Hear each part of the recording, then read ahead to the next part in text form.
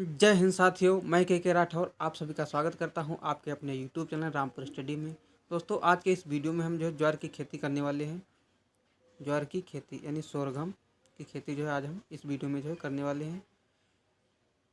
तो चलिए बिना देरी किए हुए स्टार्ट करते हैं वीडियो को। आज का पहला पॉइंट दिया हुआ है और ये वीडियो जो है थ्योरी ही पॉइंट पर होने वाला है। तो चलिए फर्स्ट पॉइंट दिया हुआ है कि इसका बॉटनिकल नेम, ज्वार का जो बॉटनिकल नेम होता है ये होता है sorghum. Sorghum bicolor, sorghum bicolor जो है ये इसका बॉटनिकल नेम होता है। कुल इसका वो जो है तो ग्रेमनी या पोएसी का जो है कुल होता है ग्रेमनी या पोएसी, ये जो इसका कुल होता है। गुणसूत्र किस अगर हम बात करें तो ये 2n बराबर 20 होता है। कितना? 2n बराबर 20। और इसको अगर हम और बात करें कि ये अन्य नाम से और किस नाम से जाना जाता है, अन्य नाम, अन्य नाम तो इसे कैमल क्रॉप कहा जाता है। कैमल क्रॉप ये जो है इसे कहा जाता है। और मोटे अनाजों का राजा भी कहा जाता है, मोटे अनाजों का राजा। तो ये जो है पहला पॉइंट हो गया। अब अगले पॉइंट पर चलते हैं। पॉइंट नंबर 2 दिया है कि ज्वार में प्रोटीन की मात्रा। तो ज्वार में जो प्रोटीन पाई जाती है वो पाई जाती है 11%। कितनी? 11% जो है ये प्रोटीन पाई जाती है। वसा की अगर हम बात करें तो वसा जो है, वसा जो पाया जाता है वो पाया जाता है आपका 1.8%। ये जो है वसा पाया जाता है। अगर हम खनिज लवण की बात करें, खनिज लवण तो ये जो है पाया जाता है 1.9%। 1.9% ये जो है खनिज लवण पाए जाते हैं। और अगर हम कार्बोहाइड्रेट की बात करें, कार्बोहाइड्रेट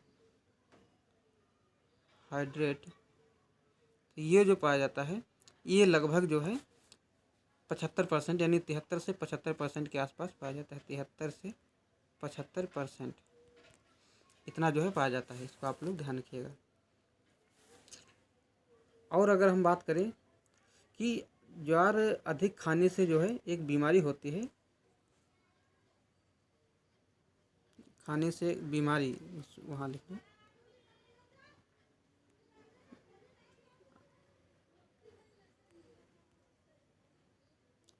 अधिक खाने से एक बीमारी होती है, बीमारी जिसका नाम है पैलाग्रा। ये जो है अगर ज्वार की अधिक मात्रा यानी अधिक मात्रा में खाया जाए तो इससे जो है पैलाग्रा नामक बीमारी हो जाती है। इसको आप लोग ध्यान रखिएगा। पैलाग्रा रोग हो सकता है, इसको आप लोग ध्यान रखिएगा। तो ये जो है 2 पॉइंट क्लियर हो गए। अब तीसरा पॉइंट जो दिया हुआ है कि फल का प्रकार। तो जो ज्वार का जो फल का प्रकार होता है ये जो है कैरियोप्सिस होता है। कौन सा? कैरियोप्सिस। कैरियोप्सिस ये जो है फल का प्रकार होता है। इसको आप लोग ध्यान रखिएगा। और अगर हम पुष्पक्रम की बात करें,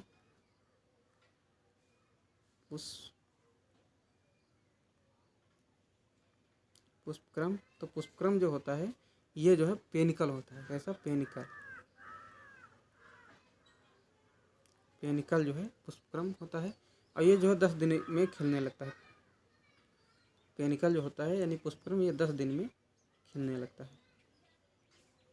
10 दिनों में खिलने लगता है। खिलने का मतलब यही होगा कि दिखाई देने लगता है, खिलने लगता है। फिर आगे चलते हैं इसी में कि अगर ये पौधा पूछा है किस प्रकार का पौधा है तो ये जो है जो ज्वार है ये जो है C4 प्लांट है। कैसा? C4 पौधा है। और जो है शॉर्ट डे प्लांट है। शॉर्ट डे यानी कि SDP,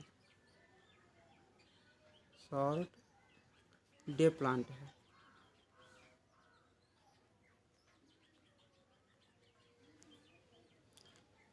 और अगर हम बात करें ज्वार की, तो ये जो है बहुधा पर परागित फसल है। बहुधा पर परागित फसल है, इसको आप लोग ध्यान रखिएगा। यानी ऑफ्टन क्रॉस पॉलिनेशन जो है इसमें होता है, ये आप लोग ध्यान रखिएगा। अब आगे चलते हैं कि जलवायु। तो इसकी जो जलवायु होती है, ये जो है गर्म जलवायु होती है। कैसी? गर्म जलवायु।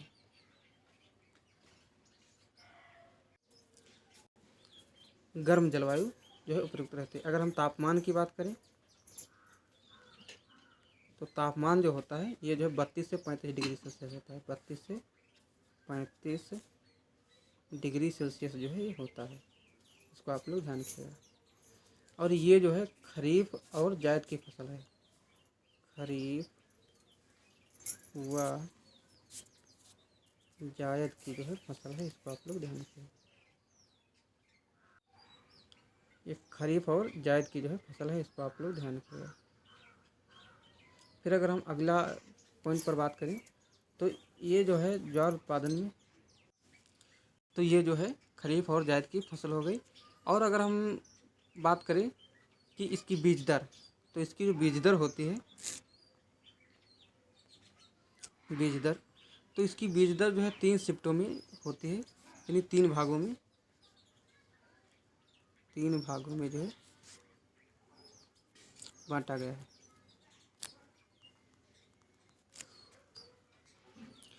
नंबर 1 तो है अनाज के लिए, अनाज के लिए। नंबर 2 जो है वो दाना और चारा के लिए, दाना व चारा। नंबर 3 जो है वो सिर्फ चारे के लिए, चारे के लिए। तो ये जो है 3 भागों में जो है इसको बांटा गया है। तो जो अनाज के लिए होती है, ये जो है 9 से 10 केजी होता है। 9 से 10 केजी पर हेक्टेयर। कहीं कहीं पर 9 से 11 केजी भी होता है। तो इसमें थोड़ा बहुत तो चलता है कि कई कई किताबों में जो है 9 से 11 या 12 तक भी दिया है, लेकिन अप्रोक्सीमेट जो है अनाज के लिए हम 9 से 10 केजी पर हेक्टेयर मान सकते हैं। फिर दाना और चारा के लिए जो है 15 से 20 केजी, 15 से 20 केजी पर हेक्टेयर। और जो सिर्फ चारे के लिए, तो ये जो है 30 से 40 केजी, 30 से 40 केजी पर हेक्टेयर, ये जो है इसकी बीज दर हो गई। इसको आप लोग ध्यान रखिएगा। अब अगला पॉइंट जो दिया है 6 नंबर कि ज्वार की प्रथम संकर किस्म। तो जो ज्वार की जो प्रथम संकर किस्म है, ये जो है आपकी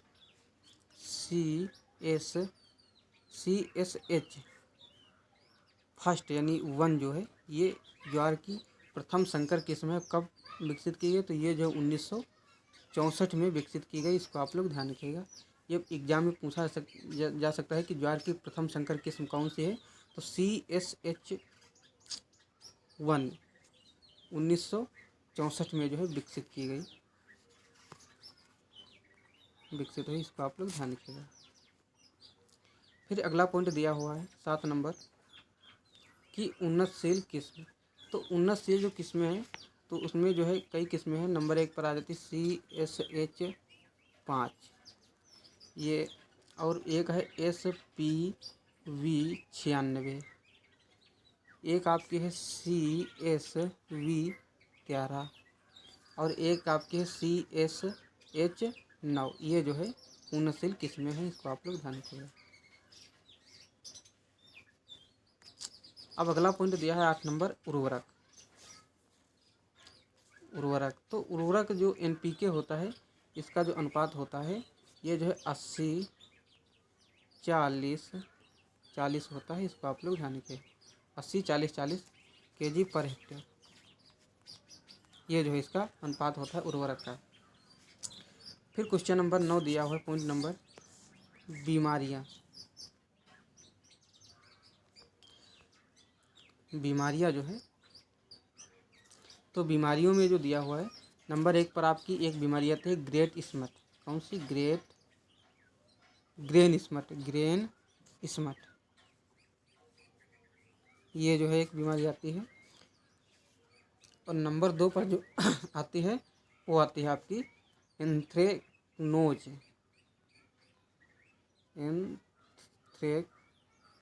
ये जो है एक बीमारी आती है। तो इसके जो लक्षण है किसके कारण होती है, तो ये मैं डिटेल से जो है बता रहा हूँ। अब पहला जो आपकी है ग्रेन स्मट, इसके लक्षण, तो इसके लक्षण जो है, ये जो बीज जनित रोग है, यह बीज जनित रोग है,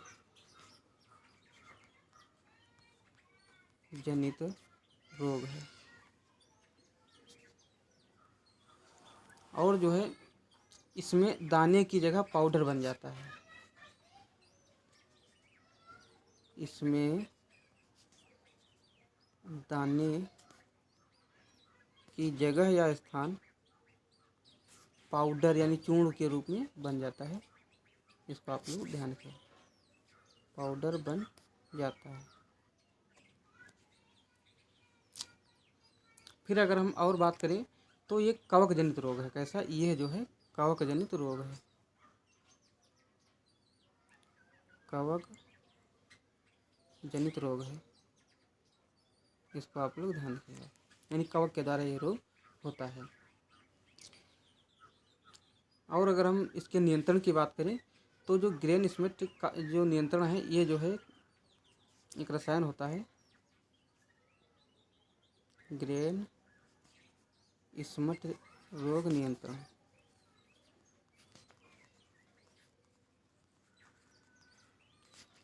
तो इसके लिए जो है एक वीटावैक्स होता है, इसका जो है प्रयोग करना चाहिए, यानी उपयोग किया जाता है वीटावैक्स।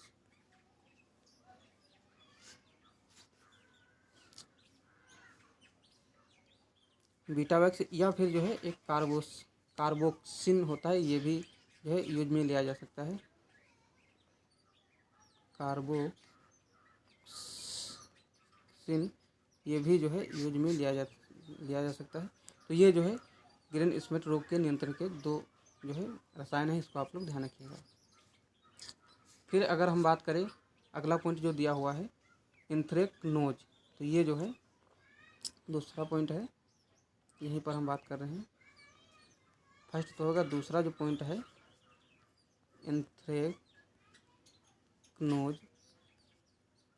यहाँ पर का है शॉर्ट वाला। तो इसके जो लक्षण होते हैं, तो वो जो है पत्ते हल्के लाल हो जाते हैं। पत्ते जो है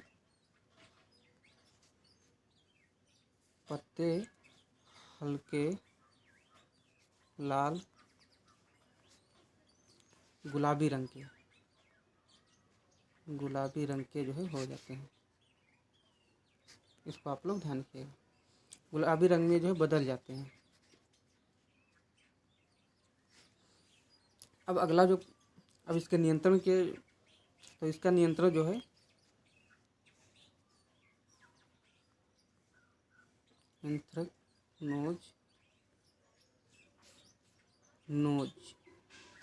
रोग के नियंत्रण।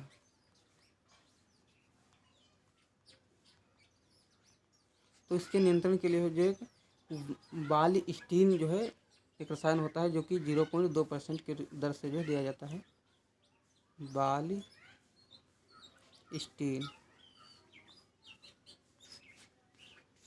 0.2% की दर से जो है दिया जाता है। इसको आप लोग ध्यान रखिएगा। तो ये जो है बीमारियां हो गई। अब अगला पॉइंट जो दिया हुआ है 10 नंबर कीट। तो इसमें जो है 2 कीट लगते हैं। नंबर 1 पर आ जाता है आपका तनु की मक्खी। नंबर 2 पर जो आता है तना छेदक। ये जो है 2 कीट लगते हैं, और इनके नियंत्रण के लिए जो है एक रसायन प्रयोग किया जाता है नियंत्रण। तो एक होता है थायोडान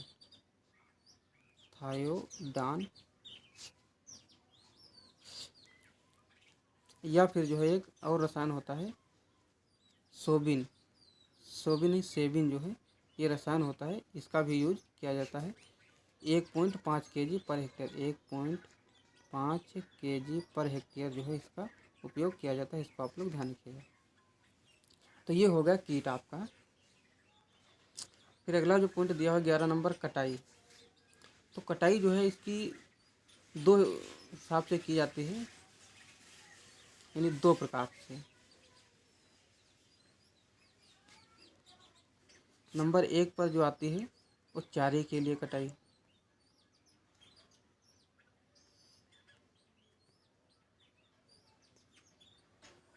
और एक जो आती है वो आती है दाने के लिए।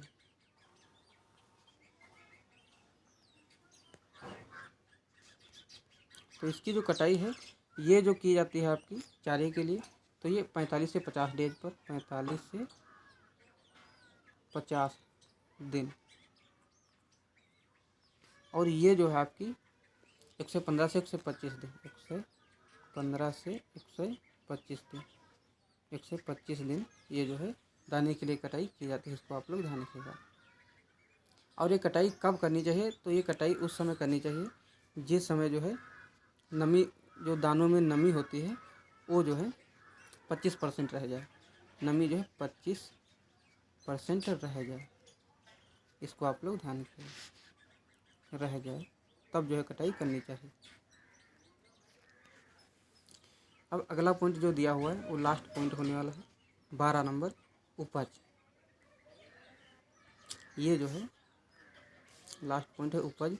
तो उपज जो है ये 3 भागों में होती है, यानी 3 प्रकार से 3 भागों में होती है, 3 भागों में उपज होती है। नंबर 1 पर है देसी किस्में। तो देसी किस्म इसकी जो उपज होती है वो जो है 10 से 15 कुंटल, 10 से 15 कुंटल जो है दाना, ये जो है दाना होगा। और इसकी जो कड़वी यानी करवी जिसे हम कहते हैं कड़वी, तो ये जो है कड़वी जो इसकी होती है वो 100 से 115 कुंटल होती है, 115 कुंटल पर हेक्टेयर। इसको आप लोग ध्यान रखिएगा। अब दूसरा पॉइंट जो दिया है उन्नत किस्में, दूसरा पॉइंट उन्नत संकर किस्में।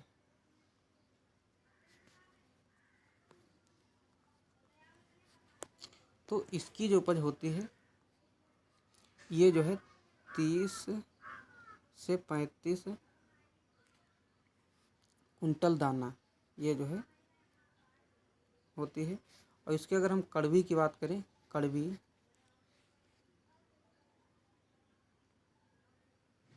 कड़वी तो ये जो है 80 से 100 कुंटल हो जाती है, 80 से 100 कुंटल पर हेक्टेयर जो है ये हो जाती है। इसको आप लोग ध्यान रखिएगा।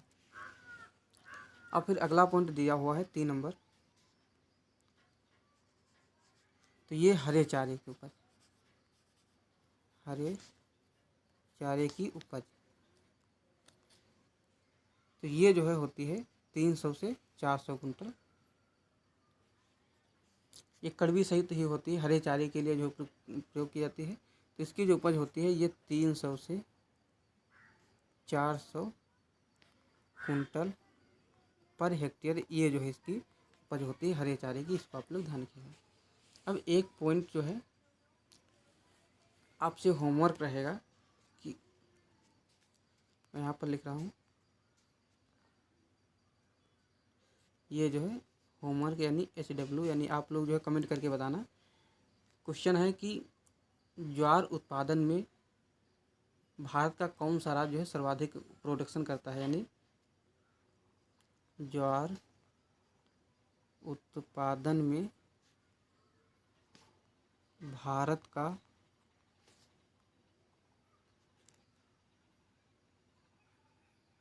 नहीं, ये नहीं, भारत में ज्वार उत्पादन में प्रथम स्थान पर कौन सा राज्य है? प्रथम स्थान पर कौन सा राज्य है? यह सर्वाधिक उत्पादन कहाँ होता है, ये भी जो है क्वेश्चन आप लोग मान लीजिएगा। तो ये जो है क्वेश्चन है आप लोगों को होमवर्क में बताना है कि कौन सा राज्य जो है सर्वाधिक उत्पादन करता है, इसको आप लोग ध्यान रखिएगा। तो चलिए वीडियो को समाप्त करते हैं, मिलते हैं अगले वीडियो में, तब तक के लिए थैंक यू। जय हिंद, जय भारत। और इस वीडियो में हमने जो है बहुत कुछ छोड़ दिया क्योंकि मैंने शॉर्ट में लिया है, क्योंकि फिर वीडियो जो है बहुत लंबा हो जाता है। और खेती तो बहुत लंबी है, हर एक कहीं जो फसल आप उठा लो उसकी खेती बहुत लंबी, यानी सिंचाई से लगा यानी बुआई से लगा करके कटाई तक जो है बहुत प्रोसेस में होता है, तो उसकी खेती बहुत लंबी, मैंने शॉर्ट में जो है कुछ वीडियो जो है बनाया है। जय हिंद, जय भारत।